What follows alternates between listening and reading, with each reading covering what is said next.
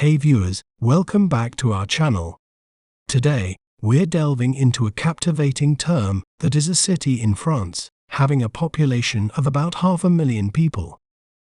Well, how do we say its name correctly? We may pronounce it as Strasbourg, Strasbourg, Strasbourg,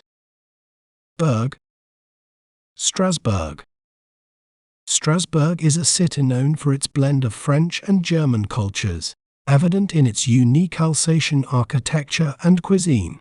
It's home to the European Parliament and serves as a symbol of European unity and diplomacy. The city's historic centre, Grande Isle, is a UNESCO World Heritage Site with its stunning Gothic cathedral and picturesque canals. Isn't it fascinating how breaking down a word can make it clearer? If you enjoyed learning about Strasbourg, be sure to subscribe to our channel for more educational content. Thanks for watching. Remember, knowledge is power. See you next time.